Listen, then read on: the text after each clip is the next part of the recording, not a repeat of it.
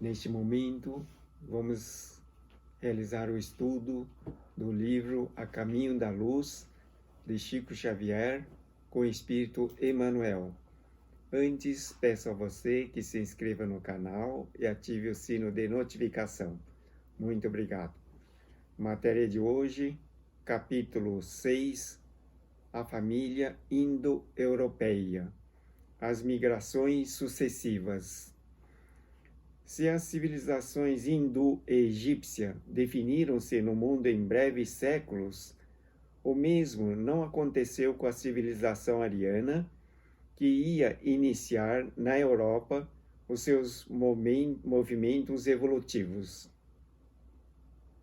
Somente com o escoar de muitos séculos regularizaram-se as suas migrações sucessivas através dos planaltos da Pérsia. Do Irã procederam quase todas as correntes da raça branca, que representariam mais tarde os troncos genealógicos da família indo-europeia. Conforme afirmávamos, os arianos, que procuravam as novas emoções de uma terra desconhecida, eram, na sua maioria, os espíritos revoltados com as condições do seu degredo. Ou seja, eles foram expulsos de Capela e que foram colocados na Ásia, no Egito e no Oriente Médio Central. Os espíritos revoltados com as condições do seu degredo, poucos afeitos aos mistérios religiosos que, pela força das circunstâncias, impunham uma disciplina de resignação e humildade. Não cuidaram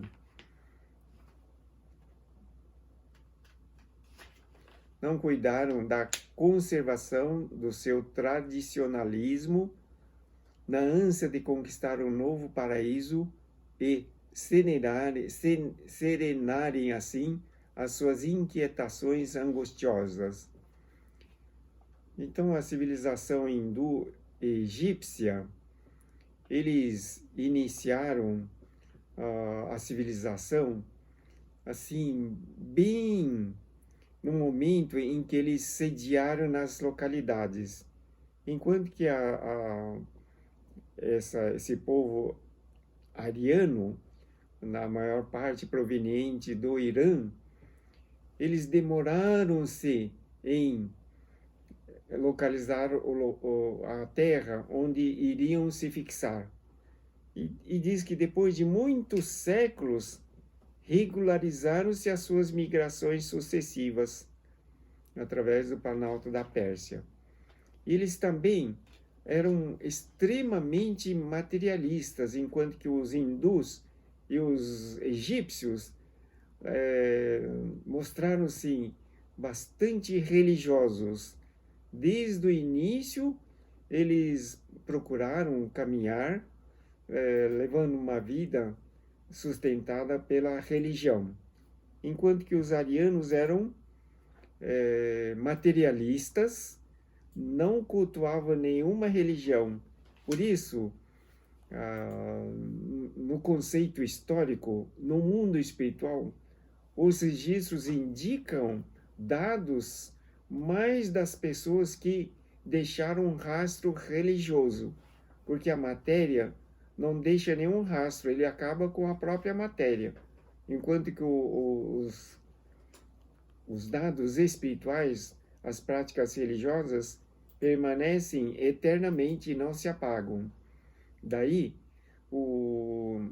a história não tem muitos dados a respeito dos arianos.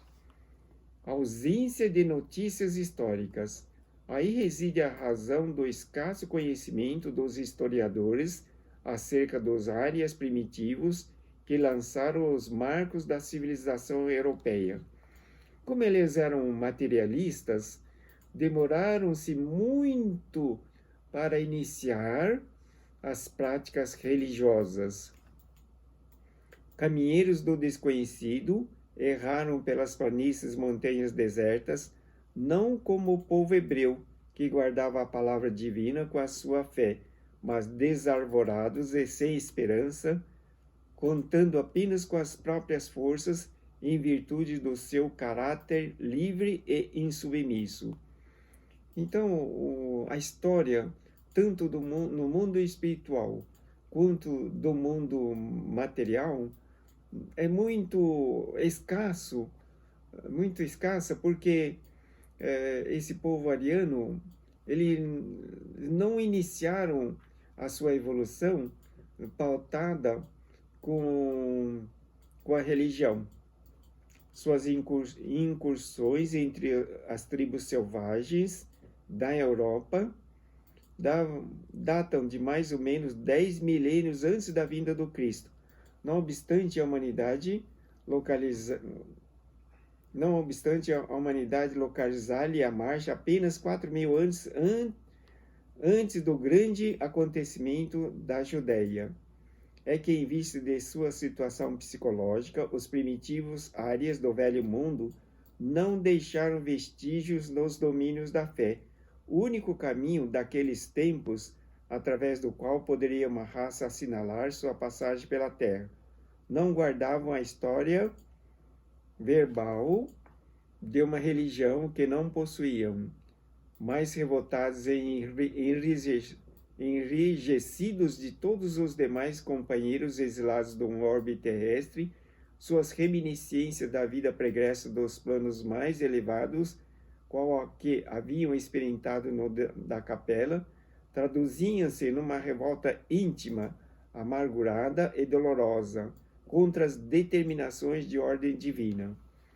Então veja que esses capelinos expulsos que estavam nessas localidades, eles manifestavam uma revolta e não praticavam nenhum culto religioso de espécie alguma. Por isso mesmo que eles não deixaram nenhum rastro espiritual. É isso que acontece com qualquer ser humano aqui na Terra. Todos aqueles que vivem pela matéria, eles praticamente não deixam nenhum rastro do seu registro espiritual, ou seja, não evoluem. Acaba a matéria, acaba totalmente aquele período que poderia ter sido útil na conquista de elevados conceitos espirituais. Por isso que os materialistas, eles ficam atrasados, porque no lado espiritual não tem nenhum conteúdo, é um vazio, é um demente. Da mesma maneira, quando eles retornam aqui para a Terra, na existência, eles vêm sem conteúdo, sem bagagem. Apenas tem que recomeçar sempre a nova caminhada. Apenas muito mais tarde, com a contribuição dos milênios, os celtas retornaram ao culto divino, venerando as forças da natureza, junto dos carvalhos sagrados, e os germanos iniciaram a sua devoção ao fogo, que personificava a seus olhos a potência criadora dos seres e das coisas, enquanto outros povos começaram a sacrificar vítimas e objetos aos seus numerosos deuses.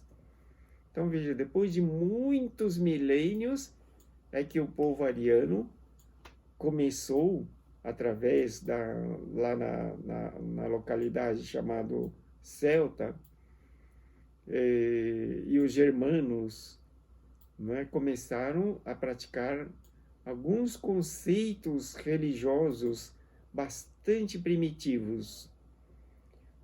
Os celtas, eles ficaram mais na região da França e os germanos no centro indo-europeu. A grande virtude dos árias europeus. A misericórdia do Cristo, porém, jamais deixou de acompanhar esse grande povo no seu atribulado desterro. Veja que o Cristo, ele esteve enfatizando a necessidade de coragem, de resignação e nos trabalhos de evolução quando estavam na caravana de expulsão do sistema capela.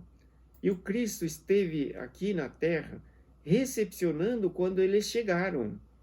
Da mesma maneira, incentivando, prometendo todo o amparo e apoio e falando com que eles teriam um venturoso futuro.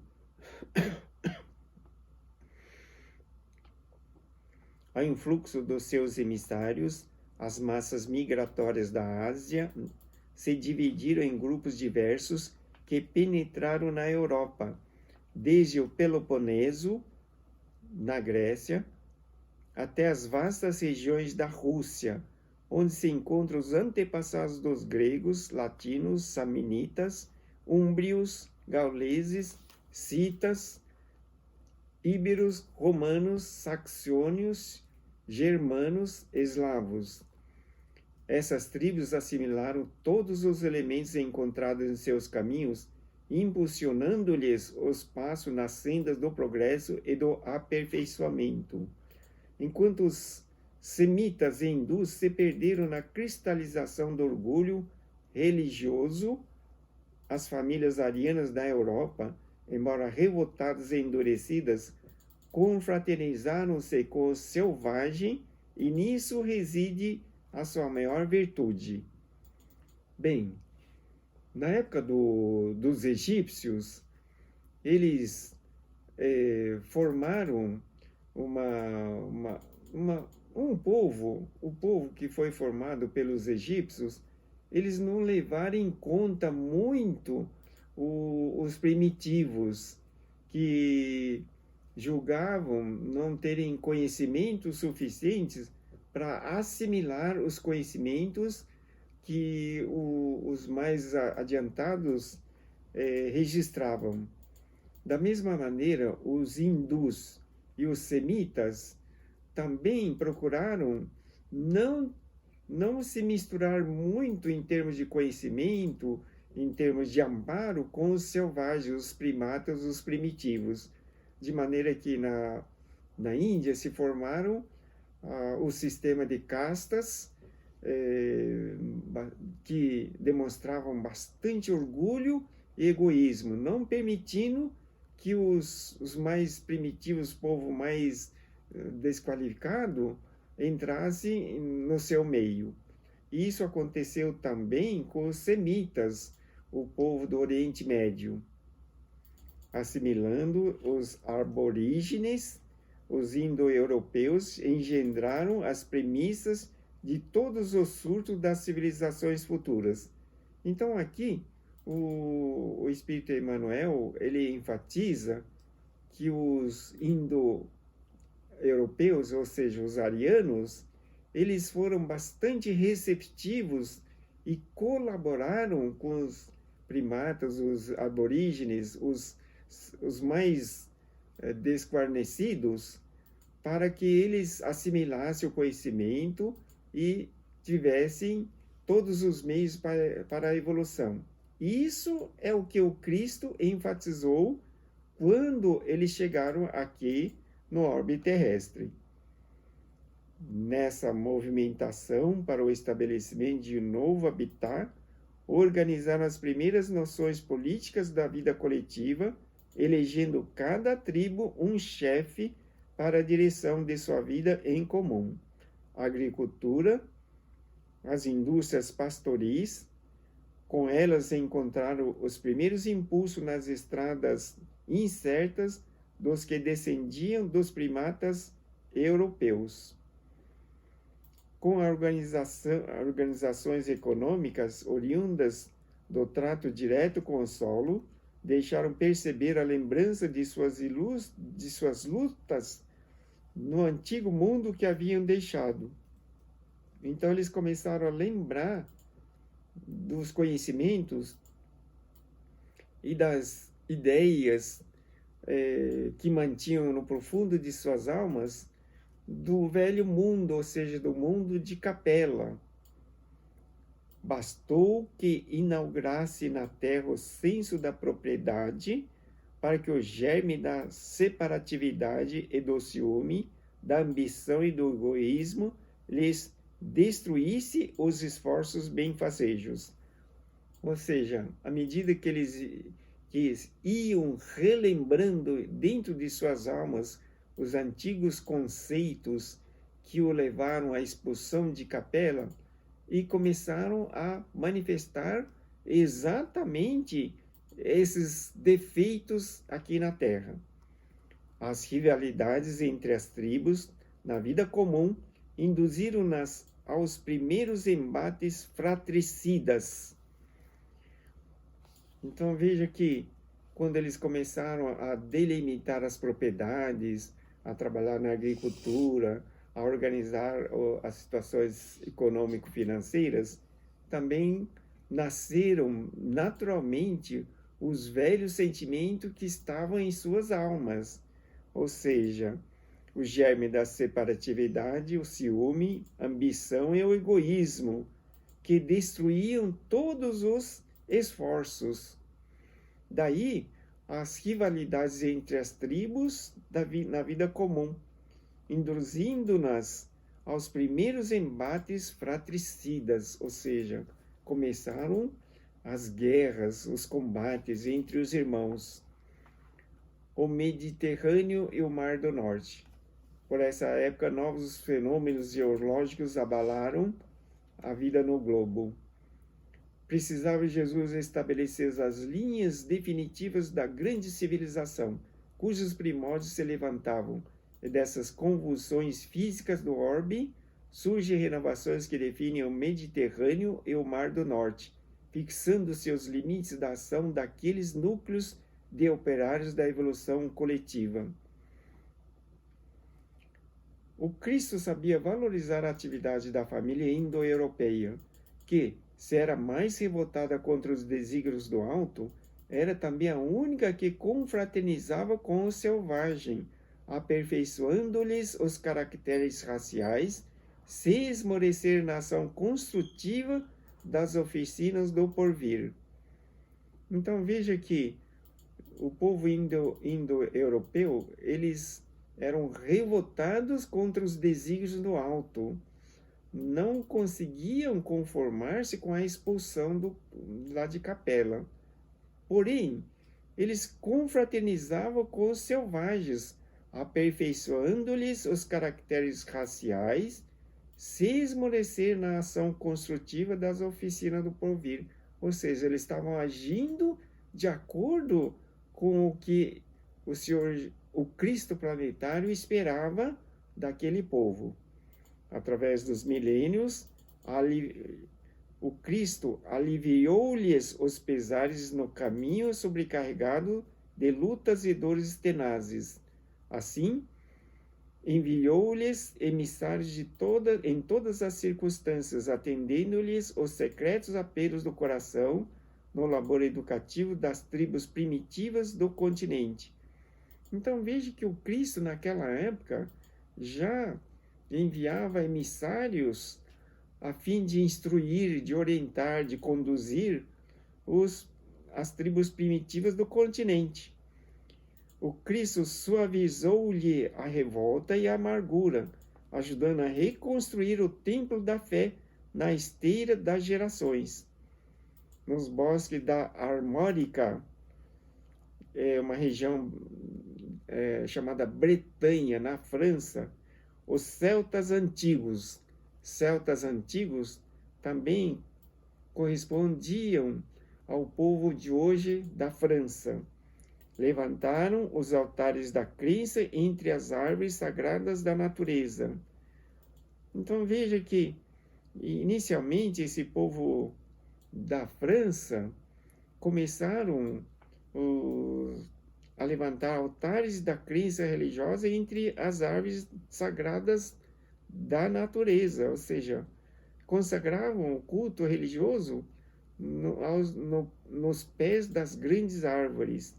Doces revelações espirituais caem na alma desse povo místico e operoso, que muito antes dos saxões povoou as terras da Grã-Bretanha. A reencarnação de numerosos auxiliares do Mestre em seus labores divinos opera uma nova fase de evolução no seio da família indo-europeia, já caracterizada pelas mais diversas expressões raciais. Veja que os enviados auxiliares do mestre Jesus, naturalmente, naquela época, o Cristo planetário, né? Sempre manteve o apoio, auxiliando em todos os sentidos, no sentido de promover a evolução no seio da família indo-europeia. Enquanto os germanos criam novas modalidades de progresso, o Lácio se ergue na Itália Central, entre a Etrúria e a Campânia. A Grécia se povoa de mestres e cantores, e todo o Mediterrâneo Oriental envolve com o uso da escrita, adquirido na convizinhança das civilizações mais avançadas. Então veja que em todos os cantos, os enviados do Cristo trabalhavam para promover a evolução. Os nórdicos e os mediterrânicos. Os fenômenos das trocas e os primeiros impulsos comerciais levantam, todavia, longa série de barreiras entre as relações desses povos. De um lado estavam os nórdicos e de outro permaneciam os mediterrânicos, em luta acérrima e constante. Então veja que no momento em que os povos começaram a delimitar regiões, já incrementando os meios de troca, de comércio, como ainda os meios de produção, principalmente de produtos agrícolas, eles também começaram a promover guerras, lutas entre si e contra todos. A rivalidade acende nessas duas facções os fogos da guerra, sob os céus tranquilos do velho mundo.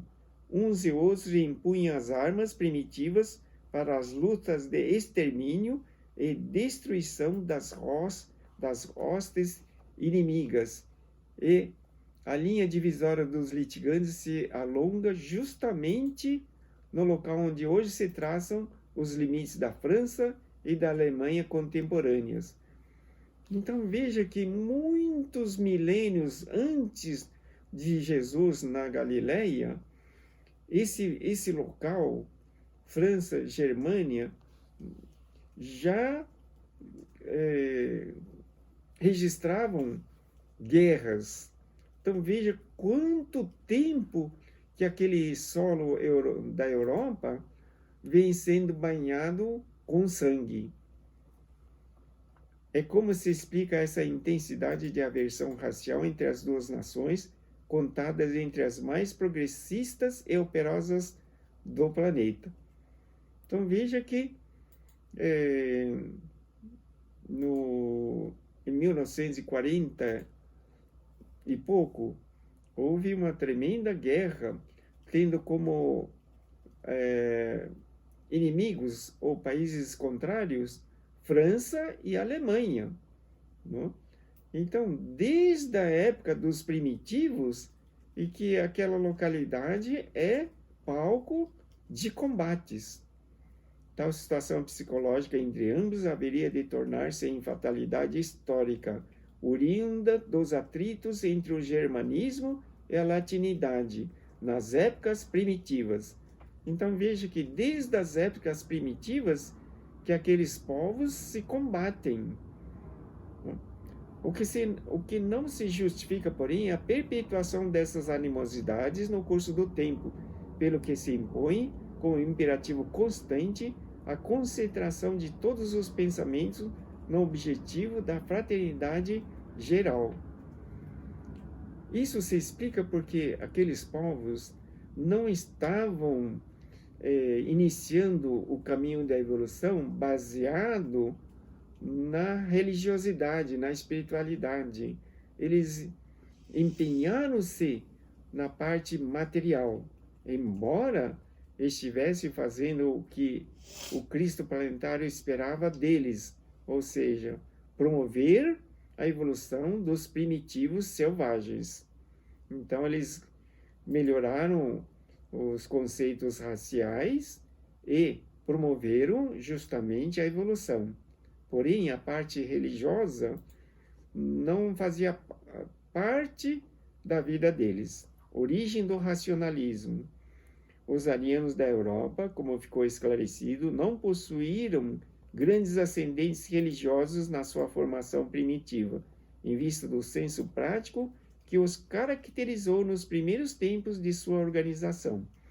O racionalismo de suas concepções, a tendência para as ciências positivas e o amor pela hegemonia e liberdade são, dessa maneira, elucidados dentro da análise dos seus primórdios. Em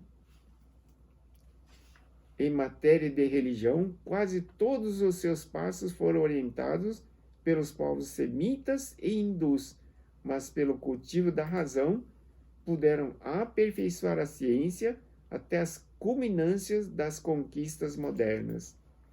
Então veja que, como todo esse povo indo-europeu é praticamente proveniente do Irã, lá do lado da Pérsia antiga, e eles não eram praticantes de nenhum culto religioso. Por isso que, provavelmente, a parte espiritual ficando muito para trás, eles vieram promovendo guerras, combates, atritos intermináveis, como em algumas regiões lá do Oriente Médio, ainda hoje, essa situação de combate está sendo perpetuada. O mundo se muitas vezes perdeu com as suas inquietações e com as suas lutas renovadoras, muito lhes deve pela colaboração decidida e sincera no amor, no labor do pensamento, em todas as épocas e períodos evolutivos. Então veja que o povo indo-europeu se preocupou basicamente no desenvolvimento das técnicas, da ciência, da forma de fazer evoluir a parte material no conhecimento, na inteligência, enquanto que a parte espiritual praticamente ficou para trás. As advertências do Cristo. A sua confraternização com os terrícolas primários encontrados no seu caminho constitui uma dívida sagrada da humanidade para com os seus labores planetários. Então veja que o que o Cristo planetário considera que esse povo indo-europeu, eles promoveram o desenvolvimento, a evolução dos terrícolas primários encontrados na região. Enquanto que os hindus e os semitas egípcios contrariaram, nesse ponto, a expectativa do Cristo planetário de conduzir os primitivos no caminho da evolução. Eles não fizeram isso. O Senhor da semeadura e da seara não lhes desconhece essa grande virtude, e é por isso que as exortações de toda a natureza são por ele enviadas do alto, nos tempos que correm. Então veja que o Senhor Jesus, né, hoje, e o Cristo planetário de todos os tempos, sempre diz aqui as exortações de toda a natureza enviadas do alto para todos os povos, basicamente da indo-europeu. As nações europeias, nos tempos que correm, as nações europeias, a fim de que se preservem do extermínio e da destruição terrestre, arrancando-as do primitivismo para um elevado nível de aperfeiçoamento nos grandes trabalhos construtivos da evolução global. Então, o Cristo planetário, em vista desse benefício que o povo indo-europeu promoveu nos terrícolas primários, os primitivos, devido a essa dívida, então os emissários do alto sempre trabalharam para preservar do extermínio e da destruição terrestre, né? Arrancando-as do primitivismo para um elevado nível de aperfeiçoamento nos grandes trabalhos construtivos da evolução. Eles, pelo menos, empenharam-se no desenvolvimento em todos os sentidos. Se erraram muito, foram igualmente muito sinceros, porque a sua inquietação era por levantar um novo paraíso para si mesmas e para os homens terrestres, com cujas famílias fraternizaram-se desde o princípio. Então veja que esse povo indo-europeu procuraram, junto a todos os povos que encontravam, os povos primitivos, promover uma evolução e fraternizaram-se com esse povo desde o princípio. Coisas que o povo semita, hindu e egípcio esqueceram de promover. Faltaram-lhes os valores espirituais de uma perfeita base religiosa. Situação essa para a qual concorreram inegavelmente na utilização do livre-arbítrio. Então, foi pela livre escolha que procuraram seguir pela linha materialista. Da mesma maneira, o Evangelho do Senhor Jesus hoje é conhecido por toda a humanidade. Não é possível que alguém afirme que não conheça o Evangelho do Senhor Jesus. Porém, nem todas as pessoas praticam esse tipo de ensinamento do Senhor Jesus. Existe um país no globo terrestre que é proibido falar de religião, é proibido falar de Deus, não se admite. Lá todo o povo é ateu, porque se falar de Deus, falar de religião, de qualquer coisa, ele é encarcerado e punido severamente. Veja, é um país coordenado por uma força coercitiva que não permite de forma alguma nenhuma base religiosa. Então, isso é utilização do livre-arbítrio. Mas os Cristo, nas dolorosas transições deste século, há de amparar-lhes as expressões mais dignas e mais puras, espiritualmente falando. Então veja que o Cristo, nas dolorosas transições deste século, há de amparar-lhes as expressões mais dignas e mais puras, espiritualmente falando. Mesmo que um povo inteiro, durante tanto tempo, esteja afastado de todos os credos religiosos espirituais, ainda assim, em função dessa circunstância, o Cristo não os abandonou e nem os abandonará. E no momento psicológico das grandes transformações, o fruto de suas atividades fecundas há de ser aproveitado como a semente nova para a civilização do porvir. Então, o Cristo planetário sempre está amparando, não é? Porque nesse país, se falar de Deus ou de alguma crença religiosa, a pessoa é punida severamente. Não é permitido que nenhuma pessoa tenha alguma crença religiosa. Todos são obrigatoriamente ateus. Toda a população segue a doutrina de total descrença em tudo quanto é aspecto religioso. É uma situação assim muito estranha. Porém, tudo está sobre o conhecimento do Criador. Deus sabe de tudo e Deus acompanha todos. E o Cristo planetário, na verdade, o Senhor Jesus, nos dias atuais, está a par de tudo e nunca deixa ao desamparo. Quero agradecer imensamente sua atenção. Muito obrigado. Neste momento, vamos passar para a oração e peço a você que se acalme, concentre-se, pense em Jesus e vamos fazer as orações.